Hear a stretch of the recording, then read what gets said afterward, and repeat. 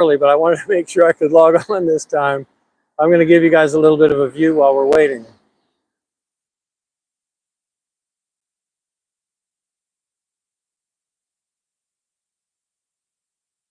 Can't see very well, actually, but I thought you could see a little better than that.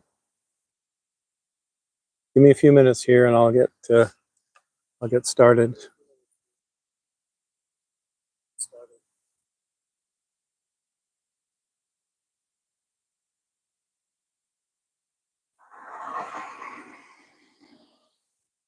Oh, Ellie's here. Hi, Ellie.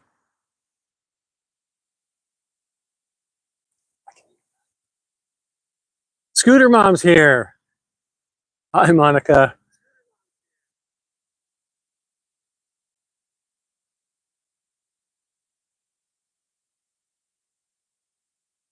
Fuzzy pink handcuffs. Nice. Nice to see everybody.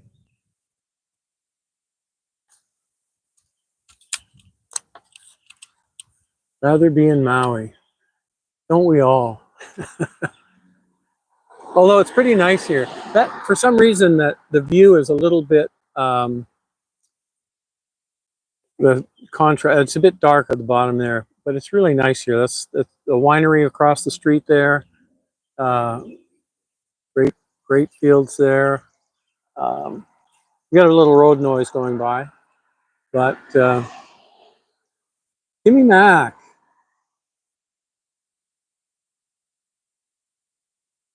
Oh, we saw somebody else in there. Anna, I think it was. Bear with me on spotting these. My eyes aren't very good for close-up. I have my other glasses on, but it still it flies by me a little bit. So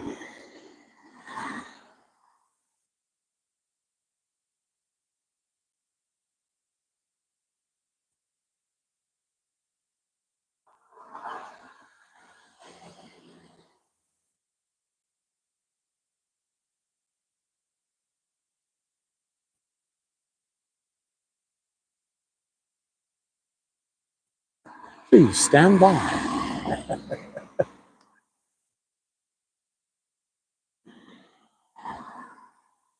Your programming will begin shortly.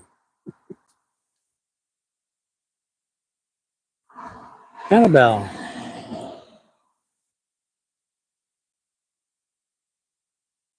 Nice to see you guys here.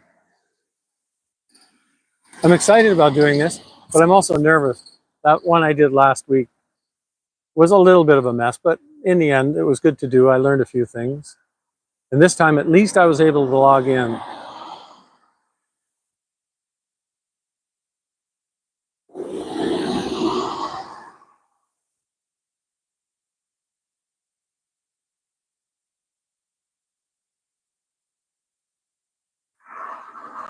We'll give it just a minute or two more, and then I'll flip the camera around and we'll get started.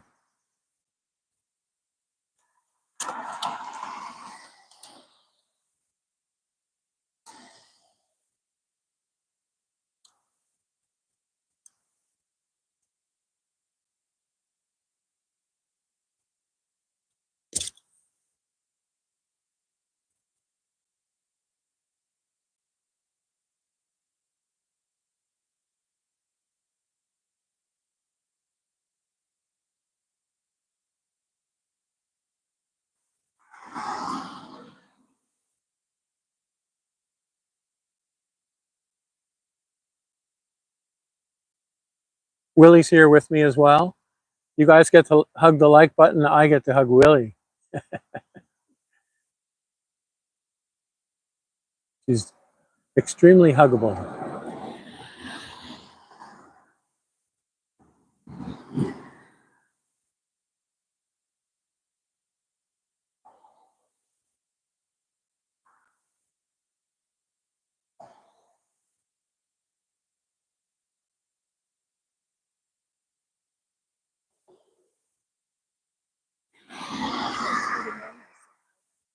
Who said?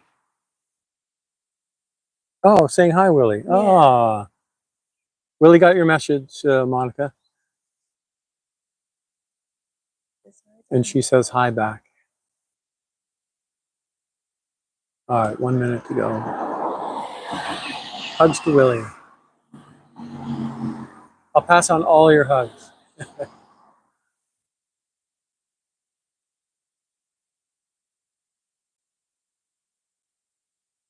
All right, just about ready.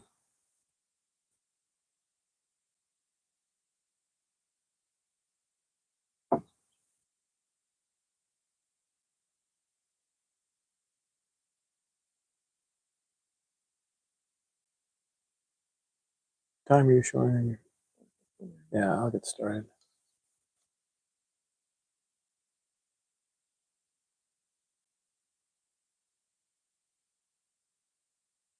All right, let's get started here. All right, is that too close? Shove it back a little bit. Whoops. There we go. My name is Phil Jones. I'm an ex-Scientologist, and this is my confession. Before I get into that, I've been looking at some of these YouTubers, and some of them have pretty fancy intros. Now, I don't have the tech chops to do that. So what I did was I checked around some of the old time from my era, the movie TV guys, and I thought, what would John Candy do from Second City TV? And this is my intro. In 3D.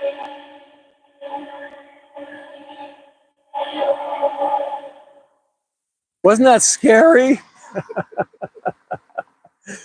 Oh, I'm sorry. I had to do it. I saw those fancy intros that people were doing, and I looked at them. I don't even know how they even get started to do something like that. But all right. So this is going to be kind of like threefold thing. When my title on my thing was about confessing crimes. There's three different types of crimes. There's obviously the law and committing a crime, robbing a bank or whatever. There are Scientology crimes, and they list out specifically what are crimes in Scientology.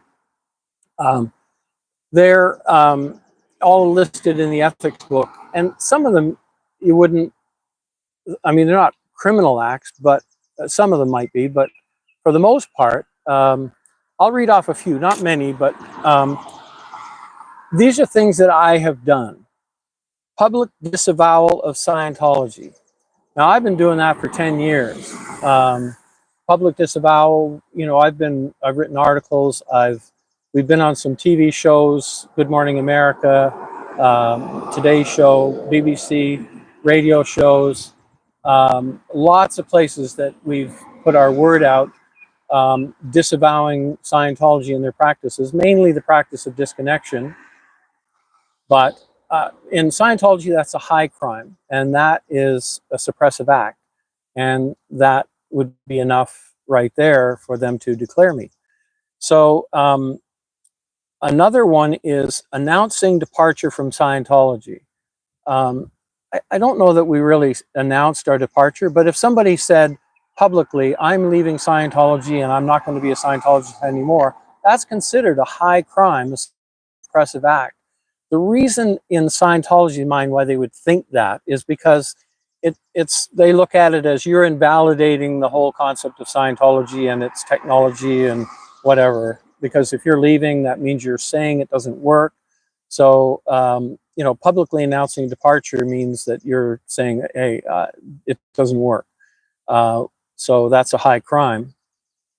That's not something I don't recall ever saying publicly we're leaving Scientology. We kind of just left and then started criticizing. Another high crime in Scientology is public statements against Scientology. Again, I've done tons of this stuff for almost 10 years now. We had our billboards up. Those were public statements against Scientology's practice of disconnection.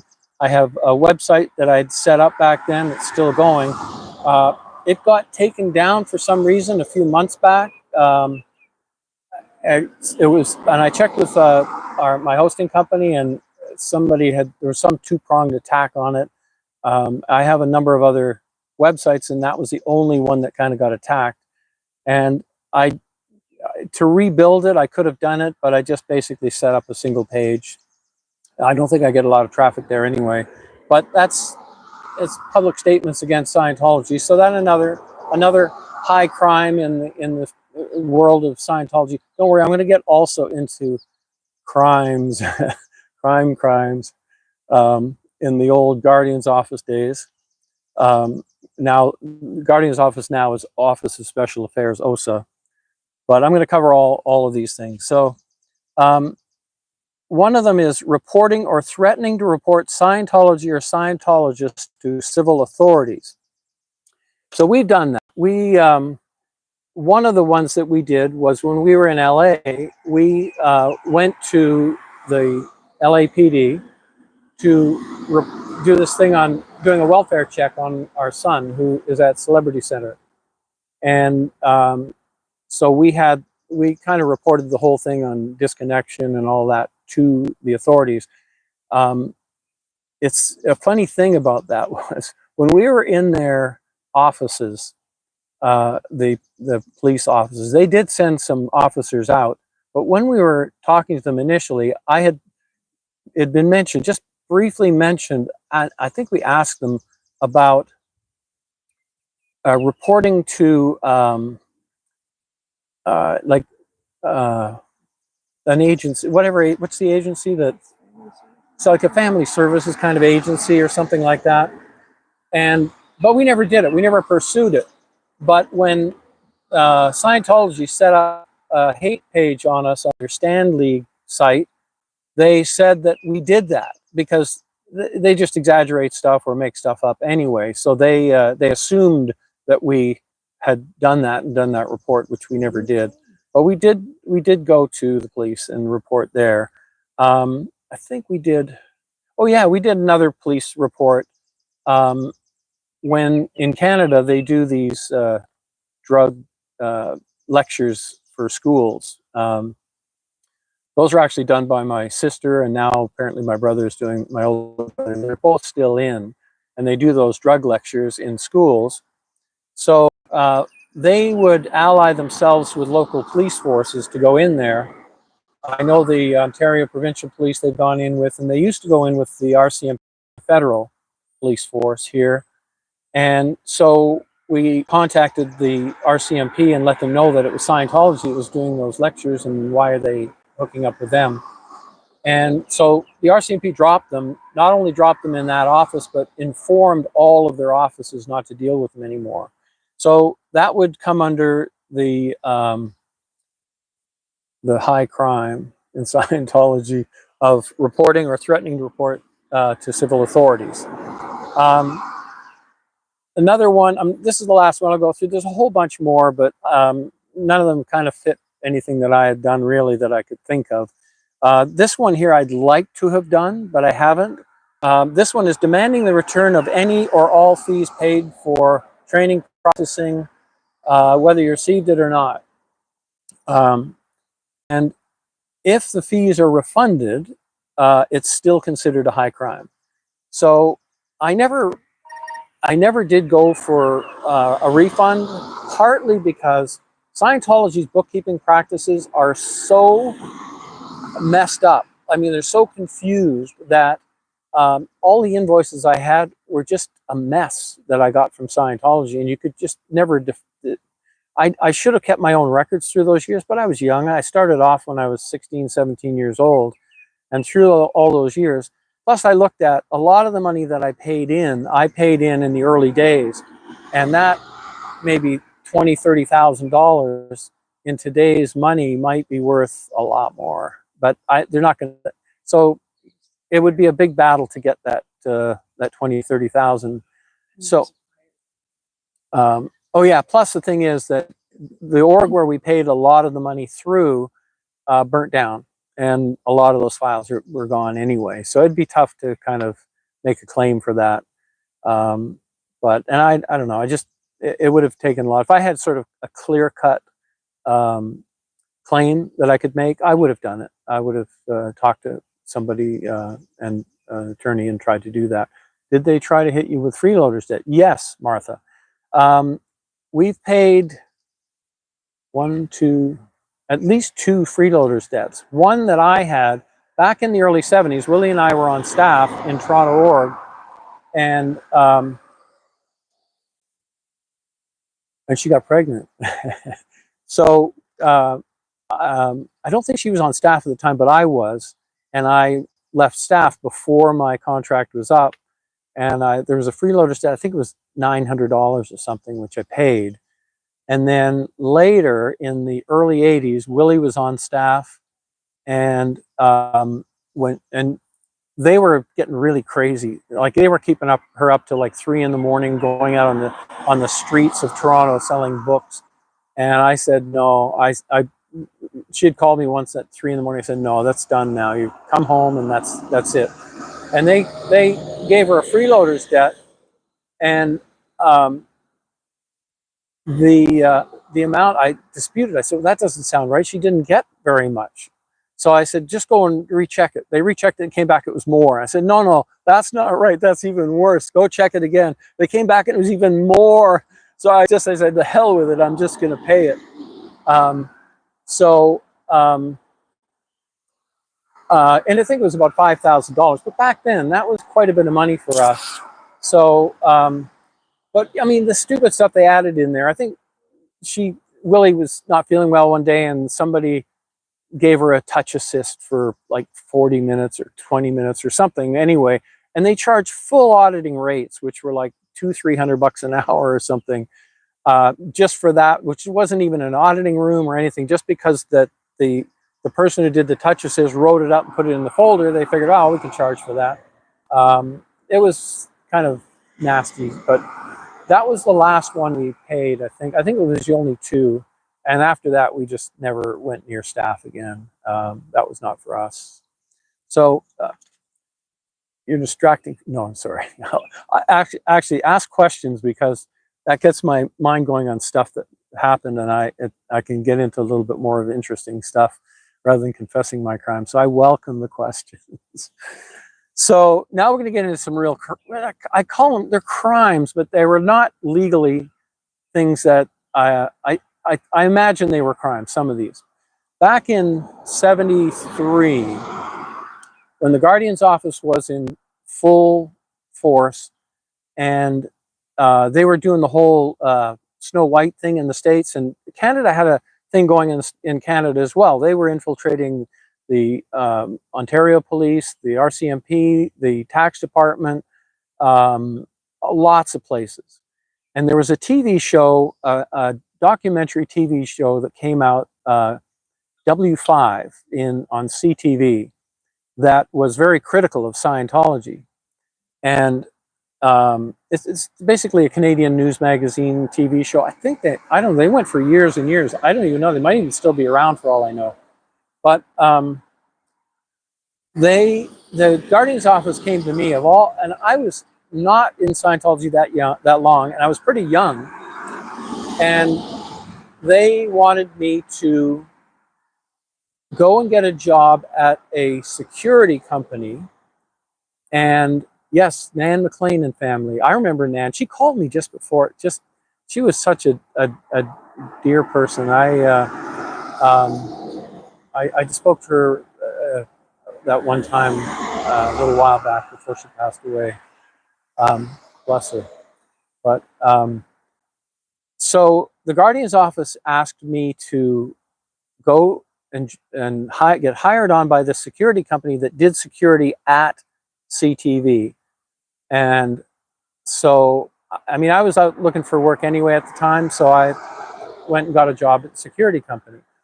So, but I was never sent to CTV to work. They had a couple of guards that were there already. So even though I was fairly young, I behaved myself. I did a good job for them, and within a fairly short period of time, they promoted me to patrolman, which means that I get a car, I drive around and go to all the different sites that the security company had, and that included CTV, where W5 show was. So, so one day I went down there, and I went in, and the guard was there, and I said, I said, hey, I mean, it was a little sketchy for me to be walking in that door in the first place. But I said, oh, I'm just going to look around. So first thing I did is I went down to the basement where they had all their big equipment and stuff and looked around. Then I went up to, I think it was the 5th floor, where apparently all the files were. And I went into this room where all the files were, and I go, oh my God, there's all these file cabinets. There was like 50 file cabinets.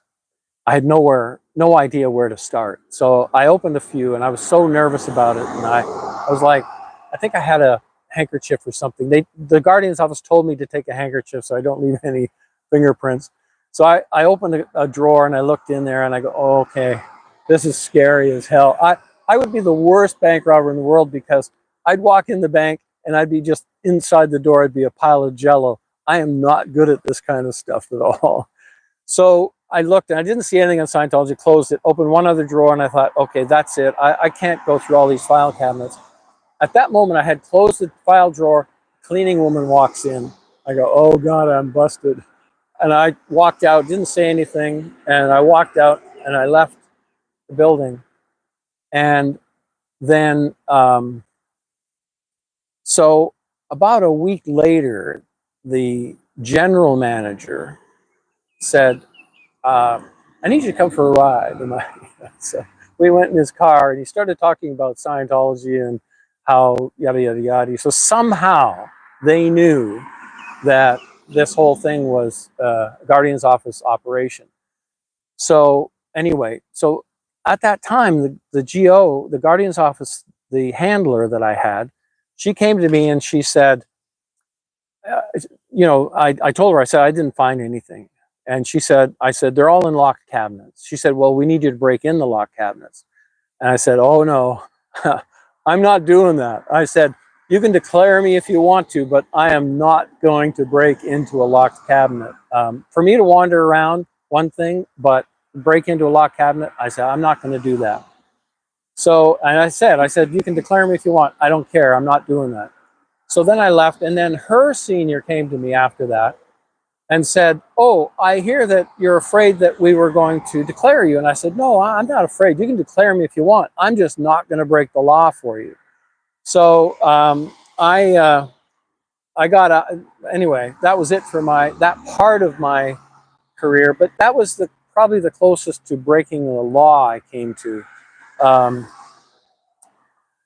The only other thing was that the Guardian's office had me do a little bit later was not really a law, but it was the wrong thing for me to do. And they wanted me to set up as a journalist, signed me up for a journalism course at the local college.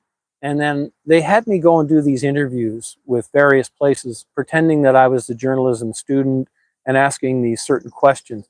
And the questions were sort of designed to, I guess, get people thinking about the negatives of psychiatry or whatever. So Willie's picking the ants off my shirt. We're outside. So anyway, one of the places I had to go into was a local prison. And that was sort of scary, because you go in through these doors, clang, and you're in the middle of between two doors, and that one opens, clang inside that one, and you're going, man, there's no way out of here without going through those doors. So I sat with the warden that I'd set up this appointment with the warden to do this interview. And I sat down. I had no clue. I mean, I wasn't trained. I didn't even go in and do any part of the course for journalism. I bought one of those notebooks, and I sat there. I had no questions written down. I had no idea what to ask. Oh, except the few questions that they had about, I guess, the treatment that the prison might have for inmates in psychiatry or something. I don't know what they were. Anyway, it was always a big mystery to me what the Guardian's office was after. Anyway, I ended off as quick as I could, and I left and got out of there.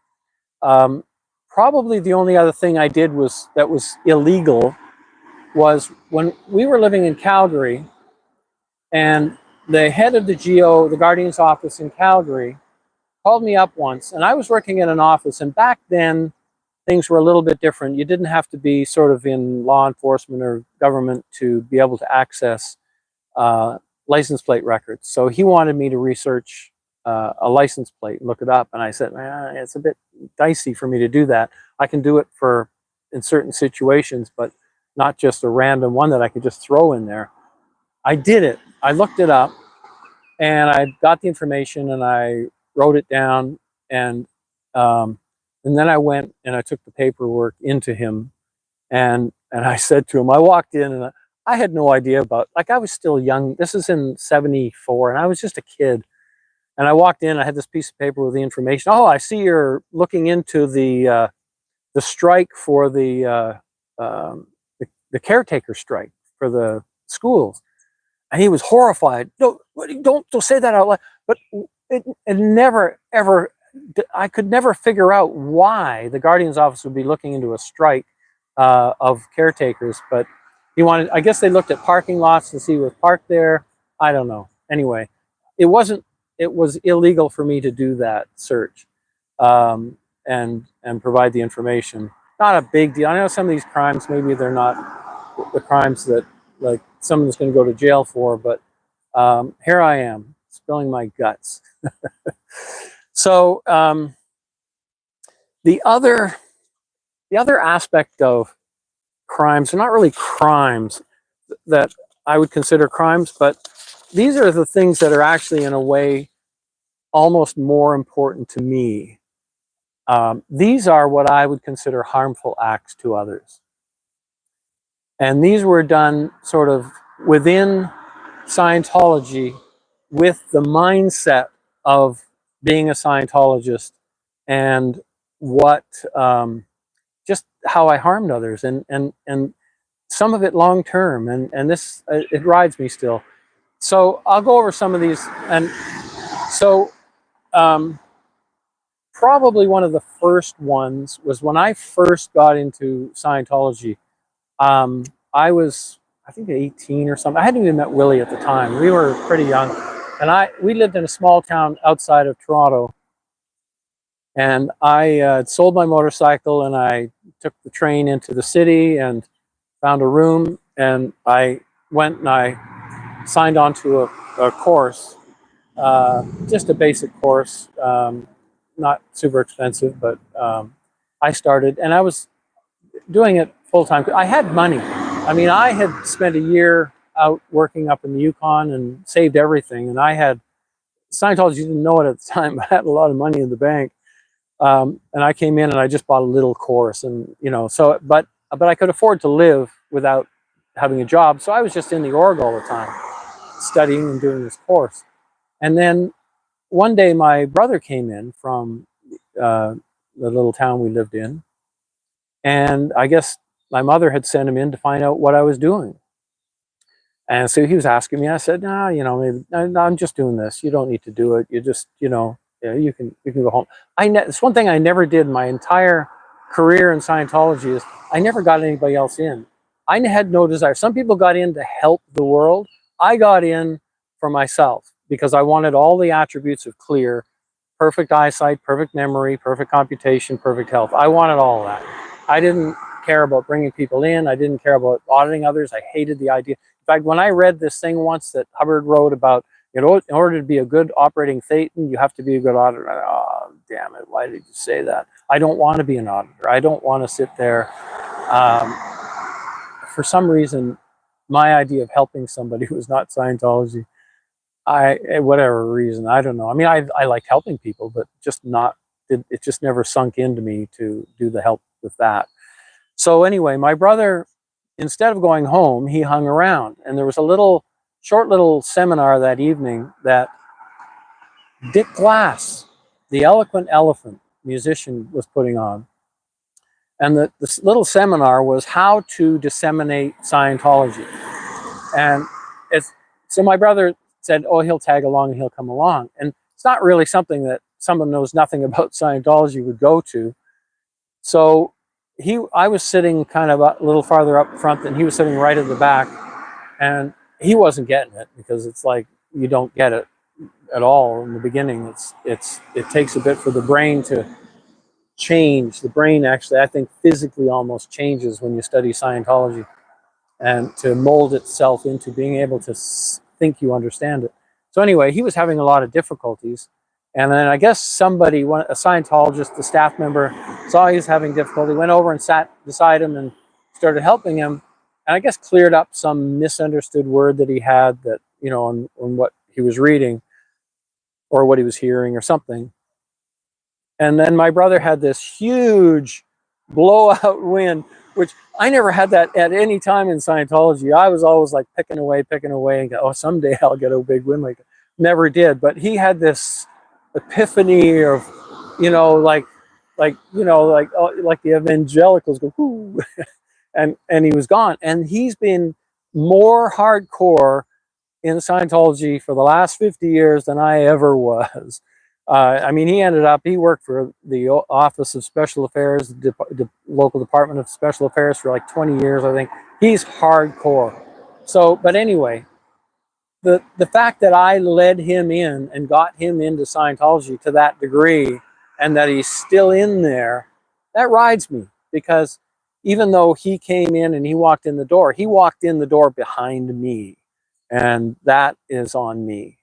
And then my sister came in after that, but I don't recall ever talking to her about Scientology. So I think it could have been that when Willie and I were out living in Calgary for 2 or 3 years, I think that's when my sister ended up getting into Scientology. And I think it was probably my brother. I mean, he did a dissemination course, so maybe he was applying the tech.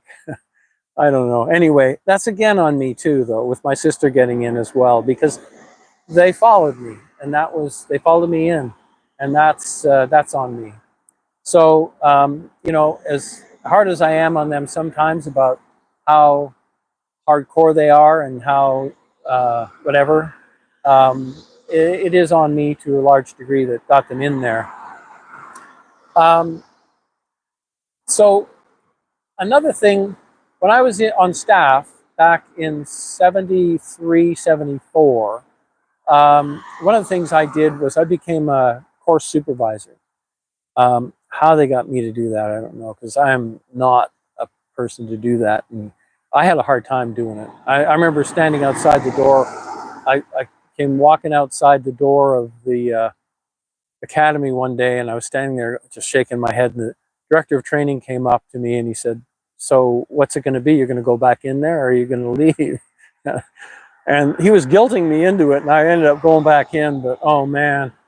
But if I look at the things that I, you know, having people on TRs, the hypnotic type TRs, and running people through clearing words, the whole thing is just a mind. It just messes with your mind. I don't know if I can swear on this or not, but all of that stuff. It's hypnotic. It's mind control to a large degree, and I spent over a year doing that job of academy supervisor and running people, doing all through that kind of stuff, and that again, it's me doing harm.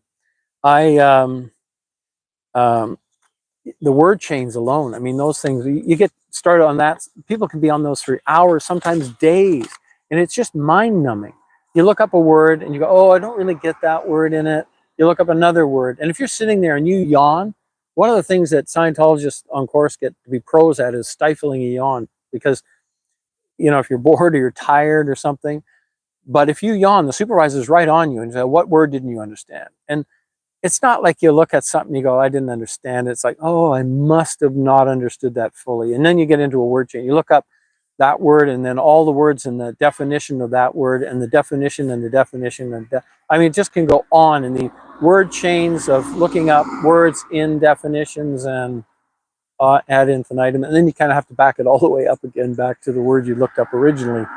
So anyway, harmful act on my part to do all that. And I used to have a lot of students, not like these days where they might have, you know, 8, 10, 15 students on course. I would have, maybe 60 to 80, maybe 100 students at a time. I would be sending students would come in, and I'd send them out to other parts of the org to steal chairs so they could sit somewhere. But that was back in the 70s, and it was a bit of a heyday. Younger people were in, and it was kind of a little wilder time back then. Okay, I did do a little bit of auditor training. I resisted it, but the reason I did that was I was told that if I pay for the levels, which is like auditing grade 0 up through 4, now it's up through 5, but back then it was up through 4, that you get auditing at half price. And I go, oh, okay, well, I want the auditing. I don't care about the training. But once I kind of ran out of auditing hours, they were sort of like, well, if you got nothing else to do, go on the training. So I went and I did all the training. And if part of the training is you have to audit. And you have to sit down across from a pre-clear. You got the meter there. And I hated it, but I did it. And again, it was just running these repetitive commands on people. And the levels, the grades, auditing the grades is not that, I mean, some of it, you get into overage and withholds on grade 2, I think it is. Some of it's pretty light. You know, you get ARC straight wire, which is just remembering good memories and stuff like that. But I didn't really like it. And after I'd done that, you only had to do, I think, like 1 or 2 sessions on somebody in order to pass. And there's an internship after that. I didn't bother. I just didn't go into an internship. Wasn't interested at all. The other thing I did when I was on course was what's called upper indoctrination TRs. And those are the ones where you control a person. It's like you're standing next to the person that you're doing the TRs on them. It's like you're supposed to control them. You say, look at that wall. And then they'll look at the wall and you say, okay, walk over to that wall. And then when you're doing the drills, they'll resist, and they're supposed to. And you're supposed to physically hold them and move them over to the wall. And you've seen this with people. I've seen this on some of the live streams where somebody is out there actually talking to one of the live streamers, and somebody will come out from the org, take their arm, and walk them back in. That is called 8C. It's one of the training routines having to do with control, and that's what they're applying on the person to bring them back in the org. So they are asking questions. Sorry, I saw the word question there. Thanks, Ellie. And I ran those on people, that control, and you do it until they just are able to accept the control, and it's not a good thing to drill somebody so long on something like that they will start to obey commands like that, like go out there and do that job, or go and do this, or sit down and do that. And if you look at the Sea Org people, if their senior says something, they do it. There's just no choice. They have to do it.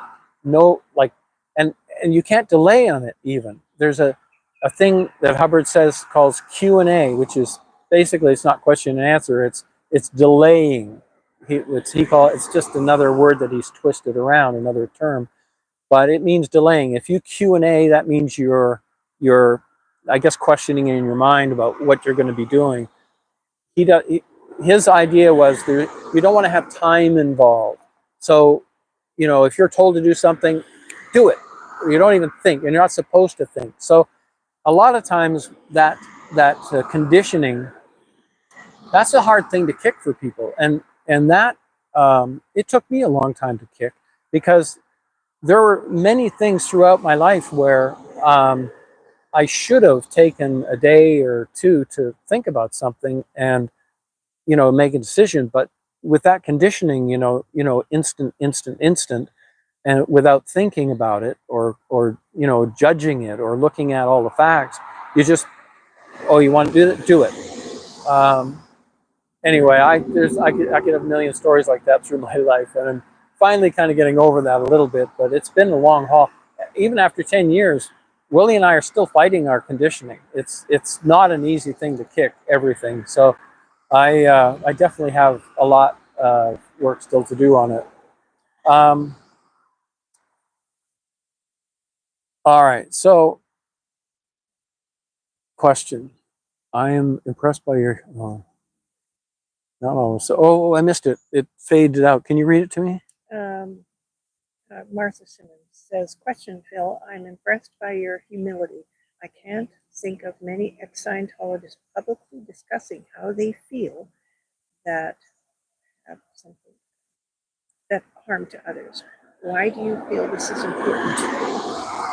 Why do I feel it's important to do this? You know,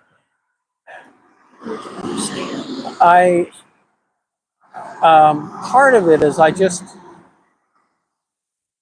want to try to get across the mindset a little bit about where some Scientologists are at, and so where some ex-Scientologists are at,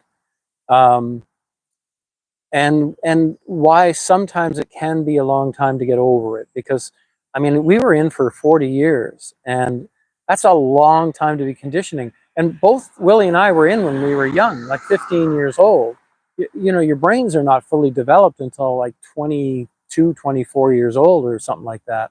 So we were molded at very young age. And so, and I truly believe that it alters the brain when you study Scientology. You have to almost twist your mind around it, twist your brain around the understanding. And eventually, I remember when I was on one of my very first courses and I couldn't get it.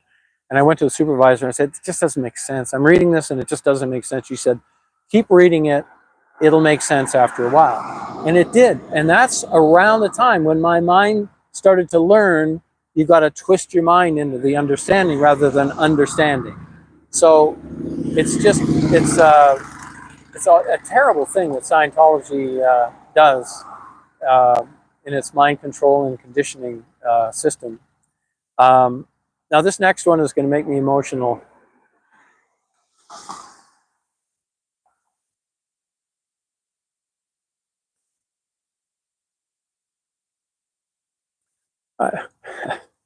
Sorry. When it's about the kids, I can never hold it together. But these were things that we did, and they're things that were harmful and that we are responsible for. And when our kids were really young and they were in school, they started off in a public school. And then there was a local Scientology school. And at the time, we had kind of moved into this area where there was a number of Scientologists living, not together, but sort of in the same community. And it was this constant thing of, you know, public schools, they're going to be into drugs. There will be the psych influence, which all schools are they're going to get your kids into psych drugs and the crime, and it's all bad, all bad, all bad, all bad. If you just put them into the Scientology school, it'll be safe. And at the time, we put them in the Scientology school, and we had the idea that because we believed, like, back then, it was like we believed what we were told. And the one thing we believed was that Scientology school was safe, public school was dangerous. And that was our equation. And so our kids basically grew up their entire education from that point on, from like kindergarten, grade 1, all the way up. And until they finished. Even when we moved to Florida, they were in the what's called the True School back then, which changed to Adelphi, which was a branch of the Delphi, Oregon, the school out there. And our kids went to those schools. And that's a huge, huge responsibility on our part that we put them in Scientology schools. And they, the conditioning they ended up with from when they were young, they were born into it. They didn't know any better. They didn't have any other. So when the time came for the Sea Org to come a knocking, they started off with our daughter, Emily. And at first, we resisted it. I always fought against going in the Sea Org. I was not interested. I just had no interest of going in the Sea Org. And so when our daughter said she wanted to join, we said no. And that went on for a couple of years. And then I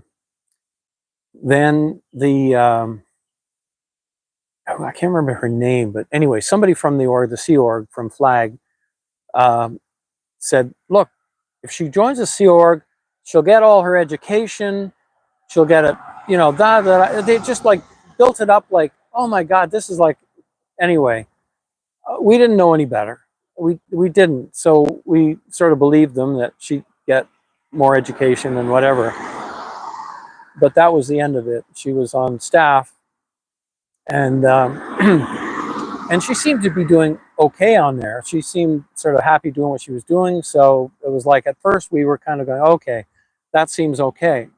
So our older son, he was a musician, and he moved from Florida to California because he wanted to pursue a music career. So he's a young guy, Scientologist, and single, and you know, on his own out there. And he'd been out there for a few months, and he called me up and he said, oh, I'm at, I think it was Pasadena, Oregon. They want me to join staff. And I said, no, Mike, you went there to pursue your music career. Just keep on the track. And so he said, okay. And so he didn't join staff at Pasadena. And sure enough, a month or two later, I'm at Orange County, Oregon. They want me to join staff here. And I said, no, don't do it. Just walk out. Stay on your music career. And then one day he called me from Celebrity Center, and they promised him that he could be in a band in Celebrity Center and play his music, and that's all he'd be doing. And I think that before I had a chance to talk to him about it anymore, he had already joined. So they convinced him that he could be in a band, and I mean, he played music a little bit after that, but you know, anytime I'd be on the phone with him, I mean, we even bought him a nice, expensive guitar, sent it out to him, and you know, after a while, I'd say, "So, how you playing your guitar?" And he'd say, "A little bit." And then after a while, I'd say, "Playing your guitar?" And there'd be silence, and I knew at that point that it was over for his music career. And again, that was on us, that our kids are in the Sea Org because we led them in there. We put them in a Scientology school. We primed them for that in that manner, and that was all wrong. And that's a harmful act. In my heart, that's a crime. So that and that's on us. So the other thing, excuse me. The other thing is that in Scientology, one of the things you do is you pay for everything. You pay for courses, you pay for auditing, and you make donations for stuff. I never made a donation for any building fund or anything like that. I did pay for IAS lifetime memberships when they first came out, even though I had a Hazy membership. That was the original membership that Hubbard set up, $75 for a lifetime membership. I still had that. I couldn't quite figure out why they went with a new thing with IAS, but they had this whole thing about they needed a war chest because they're going to be attacked and all that shit. Anyway, I bought those two, and that was it. I never donated any more to it. But from all the money that I gave to Scientology for auditing, they got all the money I made in the Yukon. They got my college fund that my dad had set aside, my inheritance from my grandmother, and I had an inheritance from my uncle. And they got a lot of money from me when I was young. And all that money went to support an abusive cult. And there's just no way around it that any Scientologist that gives money to Scientology is contributing to an abusive cult. And, you know, maybe you can kind of go, well, you didn't commit the abuses, but I supported an abusive cult, and that's on me as well. And, you know, if all that money had not been donated by all the people who donated, it might not be as strong as it is today. It might not even be around the way it is today. So, you know, it does make a difference for those who don't donate. So, so those are all that I could think of. And here's exactly what they're focusing on these days for sure. Yeah, I know. That was, you know, the thing is too, is back before I got into Scientology, I was a big saver. I mean, I had all my money invested in like index funds with, I mean, it was just going to grow. I'd be a millionaire today if I just let it alone. If I just left it all there and not touched it and just went on and lived my life, by the time I was ready to retire, I would have been able to retire. So, yeah, they can. In fact, one of the ways they convinced me to give up all my money is when I was just starting out.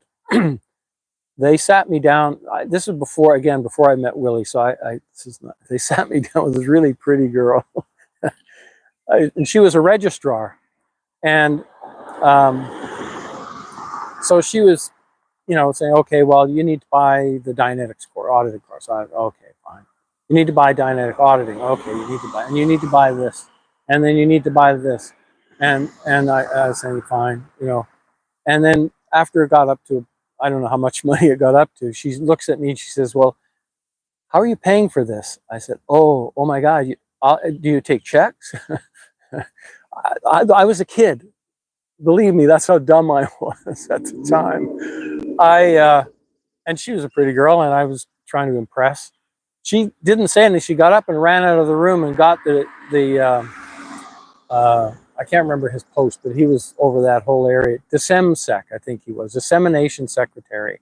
He came running in. He says, I understand you want to write a check. I said, oh, look, if you don't take checks, I'll go to the bank and I'll take the cash out. He said, no, we'll take a check.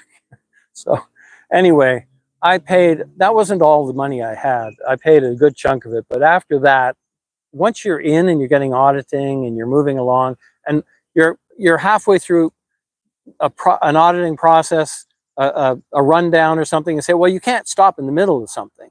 You have to pay for the rest of it. And so you cough up some more dough, and then you finish that, and you go, well, I didn't really get what I needed out of that. I came in and I wanted to get this for that. They say, oh, that's probably on the next one you're going to get that. So then you pay more money, and it's like always going to be the next one, the next one, the next one. And even things like people say, well, sometime down the road in your auditing, you'll get that. But I never did. In fact, when I was in England once, after I had done as much as I was going to do, I did OT4, and I was on review because I hadn't gotten any real gains out of it. And I faked the last win because I just wanted out of there. I knew it was going to cost me more money. So I just said, fuck, you know, just fuck this, I'm out. So, but I said, look, one of the reasons I got into Scientology as a teenager is I read in Dynetics that you could have perfect eyesight. I said, that's one thing I've wanted. All my life I have bad eyes. And you know, I said, tell the CS, the supervisor, the brain is gone here.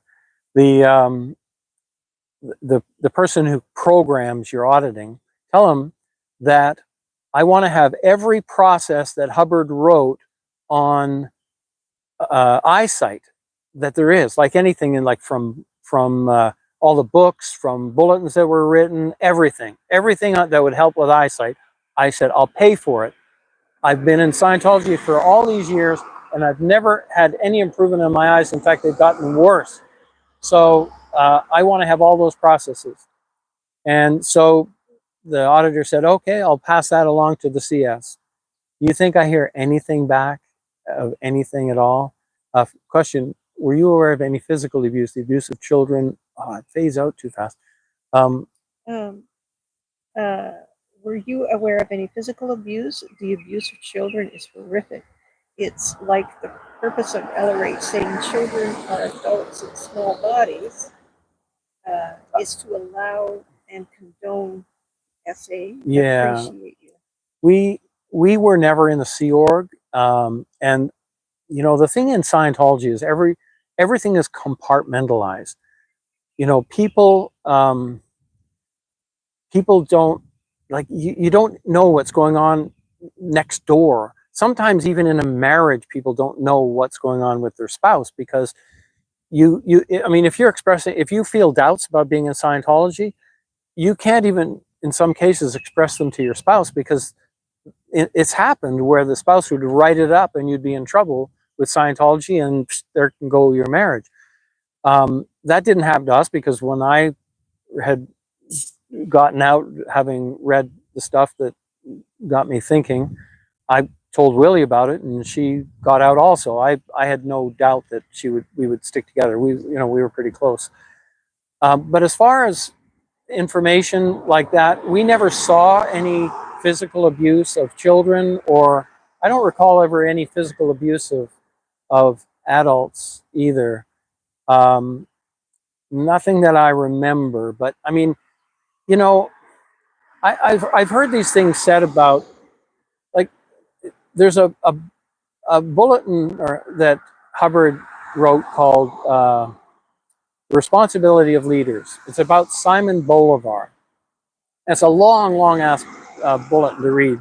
But there's one part of it where he talks about that if you're doing something wrong, if you're in an organization and you're doing something wrong, don't tell. You want to protect your boss or your senior or whoever, so don't tell them. Like if you're gonna knock someone off, don't tell the boss. Just do it, protect him so that he doesn't know. So sometimes I hear, well, that person must have known everything because he was the boss. Well, not per Hubbard. Hubbard made it so that you don't report to the boss because you want to protect the boss. You don't pass the info up. That's how compartmentalized the information is in Scientology. And so we had no idea what was going on in the Sea Org. We didn't know all about a lot of the abuses. We did see not physical abuse, but when we lived in Florida, Willie is a floral designer, and she started doing flowers for Flag. And so she would sometimes go over to deliver flowers, and she would go kind of in through the back way, through the galley, through the kitchen. And she came home one day and she told me that she'd walked through, this is horrible, a kid, how old? Maybe 6 or 7. 6, 7 years old, standing on a crate, washing pots and pans. Floor to ceiling pots and pans. And it was like, oh my God, like how, we told somebody about it, didn't we? I think we reported that, but you never hear back. Oh, we'll handle it. There's a question. Yeah, what's Auntie M, she says, question, do not answer if too much. Did you ever see child auditors or have a child auditor audit you? Child auditors. Not real young kids. But there were people training at 16, 17. Yeah, like I would look at them now as being kids, maybe 15, 16 years old, and I would consider them kids and shouldn't be anywhere near that stuff. But I think at the time, back in the 70s and stuff, when we were a little bit more connected, in the 80s, early 80s anyway, there were young people who would train, and we knew, actually, there was an organization, Mace Kingsley, in Clearwater, Florida, and they dealt with children, but we never really had any contact with them. They wanted to, I think they wanted to audit one of our kids, and we didn't do it. So they were auditing children as young as 2 years old. Yeah, Mace Kingsley was auditing children as young as 2 years old, but we never saw that personally, so I don't know. Does visiting with kids, I'm sorry. Okay, question. Yep. Does visiting with kids that have escaped, whose parents are still in, help give you peace in any way? Any advice for those kids who are trying to heal and get their parents out? Oh boy, that's a tough one. Getting anybody out is difficult because it's just almost impossible to contact them. And if you do contact them, it's even more difficult to have a conversation with them. As far as kids that have gotten out, I know that's tough. I know kids have grown up in it, and that's why for our kids, it's just like, it's going to be tough. you know, when they end up coming out. It's going to be tough on them. But it's I know Willie and I were young and sort of considered kids at 15 years old, but when we got in, but there's kids that have been in their whole life, from, you know, entire life. You know, the one piece of advice I'd give to them is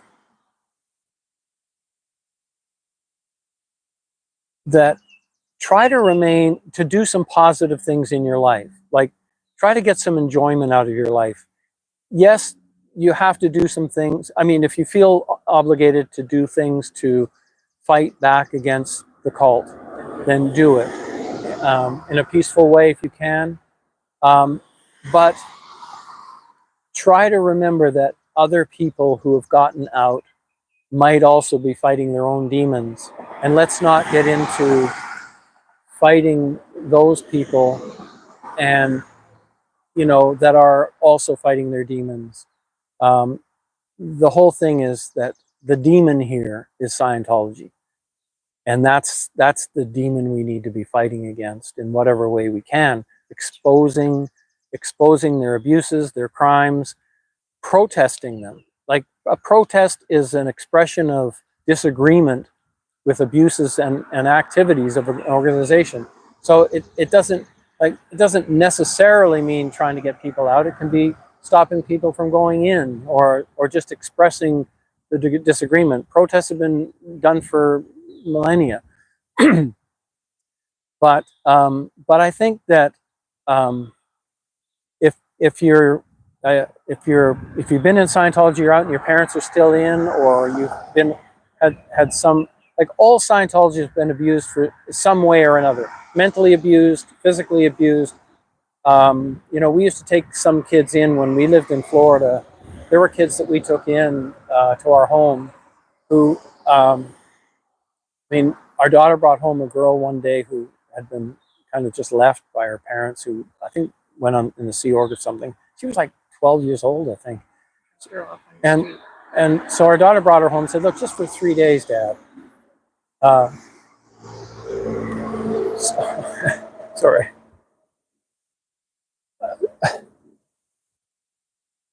So she stayed with us for several years anyway. And then now she's got a family. She's doing well. And there were a number of other kids. Sorry.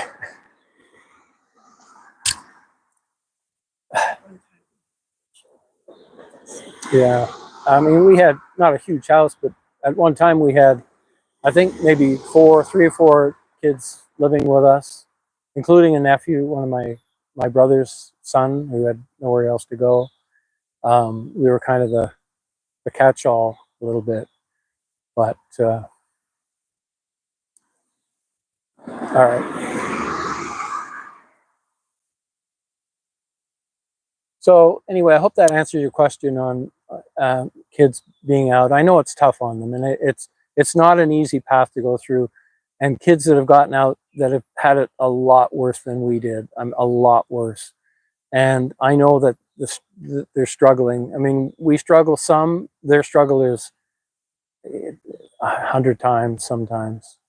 But just remember, the demon is Scientology. Let's not demonize others that have been through that abuse, whether it mentally or physically. Let's not demonize any of those. Demonize Scientology if we're going to demonize them. Not strong, but determined.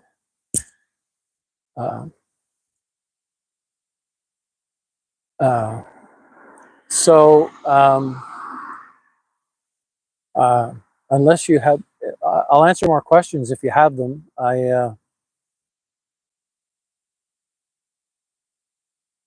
We can end on an up note. I'm going to show you this view that we've been sitting here watching, this beautiful view here.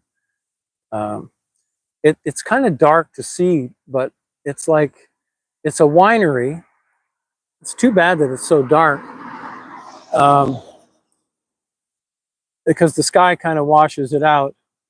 Um, but the grapevines are coming up. Trees are all in bloom.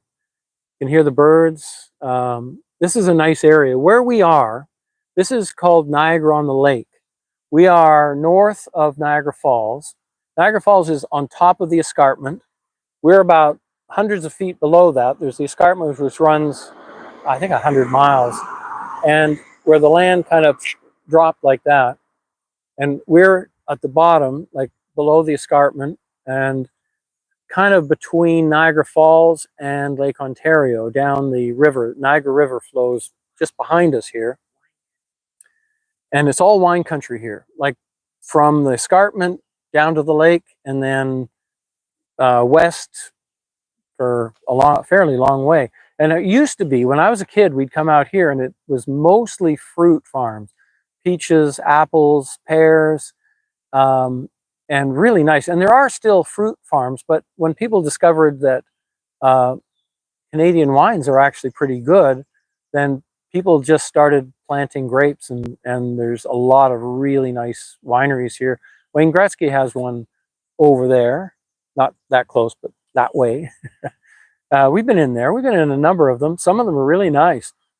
We have a favorite down the road here, and there's a nice sitting area out back, and we'll go and sit out there sometimes and have a glass of wine, and just it's overlooking the winery, the fields, the grape fields. Just beautiful. Just a really beautiful area around here. Especially this time of year, and then with all the blooms coming out, and it's spectacular, spectacular. And this road that we're sitting on, that like you can hear I don't know if you can hear that traffic, but this road goes all the way from Fort Erie, which is on Lake Erie, where the Niagara River starts, all the way down to Lake Ontario, and the falls go over. And so this road follows the river all the way down from Lake Erie to Lake Ontario. Oh, question? Okay. True Clear Media says, if you had protesters yelling, "It's a cult," at you when you were still in, how would you have reacted? Yeah, that's a good question, because there's all sorts of opinions on how to protest. Should you be loud and expressive, or should you be empathetic and quiet, or just communicating, or not protesting at all? One thing I have found is that doing nothing produces nothing. So the people that are out there protesting, like I said, they're not necessarily, when they're like, if I was in and I hear somebody yelling, "It's a cult," it might not be that it's going to get me out, but it's going to prevent that guy walking by from going in. Like that guy walking by and said, "Oh, it's a cult? I didn't know that was a cult. Oh man, I'm not going in there." And that's happened. I've seen it. I've seen some of these protesters and these live streamers out in front of orgs, when people come by and people who are ready to walk into some of these places turn around and walk away. So it would be nicer if you could have a conversation with a Scientologist, but it's not so easy. I think that and I've had them, sometimes I've had the opportunity, not many times, and I always try to get in a conversation with them first if I can, before I bring up anything. Like I don't jump right in and say, "Well, there's no such thing as a clear," and I have done that too, but I try to have a conversation. So I think if I had an opportunity to get close proximity to a Scientologist, I might ask, the first question I might ask is, would Scientology let you have a conversation with me? And if they say, of course they would, then okay, well, let's have a conversation. Well, I don't want to. Well, because Scientology won't let you. No, because I don't want to. I mean, it's just go around in circles, but you can only try. And it's right. Somebody said there's no right way to protest peacefully, and there isn't. The only thing I can say is don't be abusive, and don't be harmful, and don't be cruel, and don't and just don't cause damage, I guess, you know, just, but, you know, somebody's loud, they're loud. I'm not going to criticize. When I was, back in the old days, it was like, those kids and their long hair and, the young people are out there doing their thing. And I am not one to criticize because I'm not out there right now with them. So, Can I say something? yeah.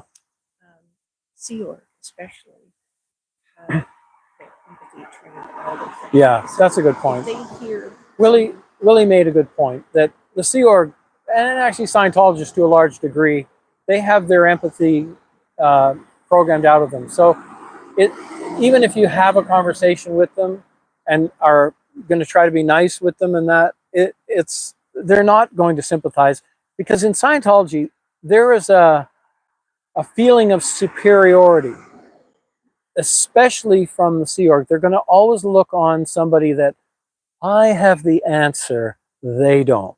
I have the answers to life, they don't. So whatever they're saying, whatever they're doing, I have the answers and they don't. And now they don't have the answers because it doesn't work, but that's what they think. So there's always going to be this view of superiority, and they're going to be looking down on what they call wogs or raw meat or they whatever. also get no empathy in the Sea Org.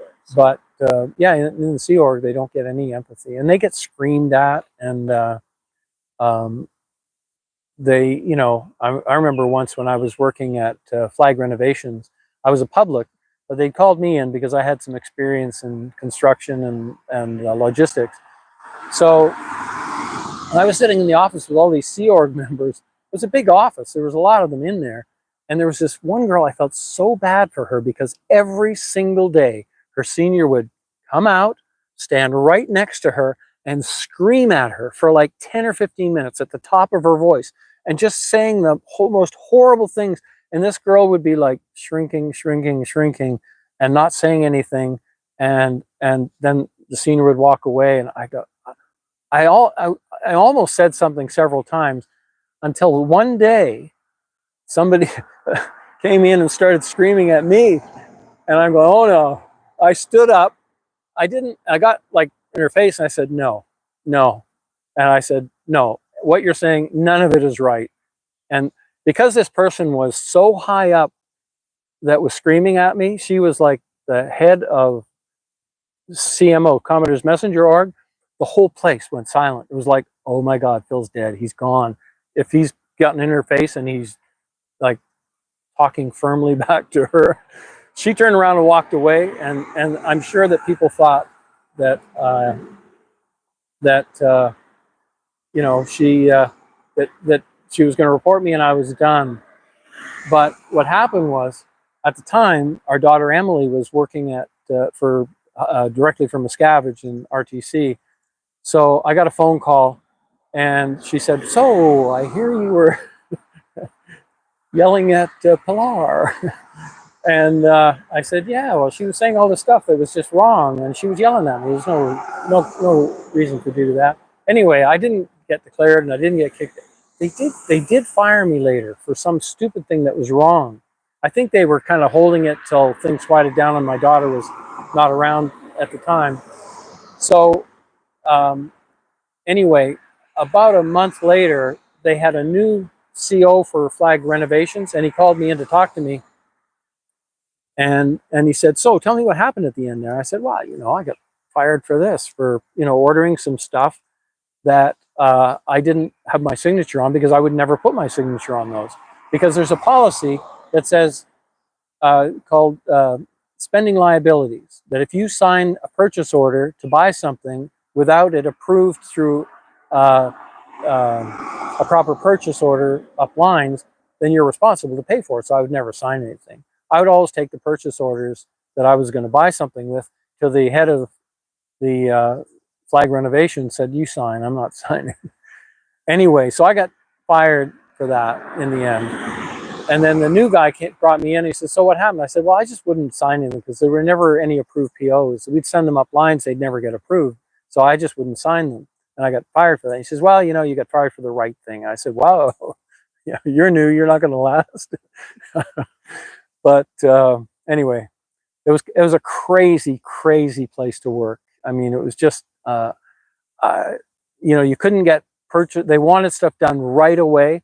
We were doing, there was that Clearwater Bank building in downtown Clearwater that we were doing the renovations for. And half the marble floor was all torn up. And they wanted to replace the marble. Well, they'd ordered this stuff from this marble place in Tampa. And I said, this stuff doesn't match. And they said, well, that's all they have. I said, well, leave the project with me. And so I called around all these quarries up in Tennessee. And I took samples of the original marble. I had one of the guys take a couple of small pieces. And I sent them all to these different quarries. And I got an answer back from one of these quarries. And they said, well, yeah, we have a couple of pallets of that exact stuff that came right out of that vein. For some reason, still sitting here. I said, great, we'll order it and ship it down. And sure enough, it matched, and the floor was done with the original marble. And so I guess it was a couple of months later, after the floor was in, the building was in, they were announcing it. And so then the senior was out there bragging about how he had found the marble to match up the thing. And I was like, my name was never mentioned, but I wasn't in it for the glory, but still, Scientology, it's always going to be someone else.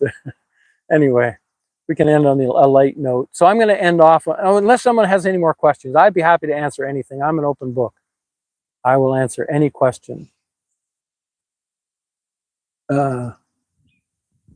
Complicated last name. I like that. That's not like Jones, a simple last name. I had to spell it once. I had to spell Jones once. Only once in my life. So if no more questions, I'm going to end off this.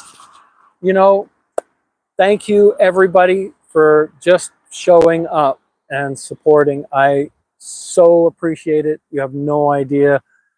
This was a bit of a tough one to go through, but I wanted to do it because I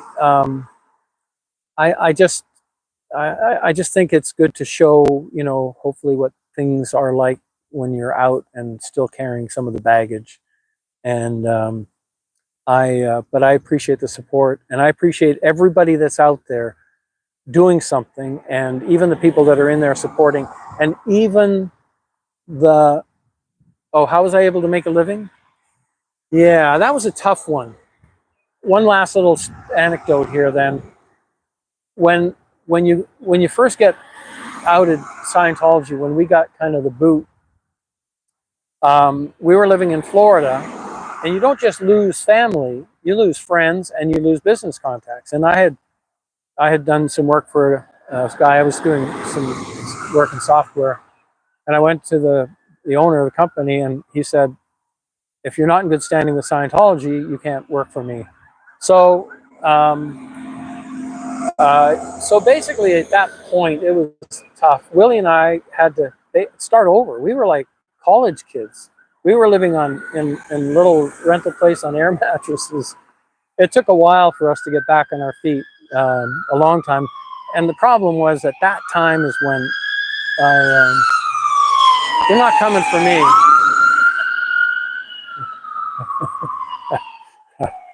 Yeah. Anyway, it took a long time for us to kind of get back on our feet. We had some difficulties in that, and but we're fine now. We're good. We're still kind of working because we didn't have any. In Scientology, it's really tough to plan for retirement. So even though we're in our 70s, we're still out there, kicking things along down, But I don't want to be bored either, so I like to keep my hand in things. And so anyway, I hope that answers your question. Oh yeah. As far as what I was doing, one of the things I've been doing in the last 3 to 4 years is I flip motorcycles, buy and sell motorcycles. I have a friend who's a motorcycle mechanic, and we'll pick up a bike, fix it up, sell it, and so I've been doing that. Not bad. There's a bit seasonal. Spring is the best season. Fall is a good time to buy bikes. Winter here, there's nothing, but it keeps me going. So all right. So pardon my finger over the hammer here while I hit this button.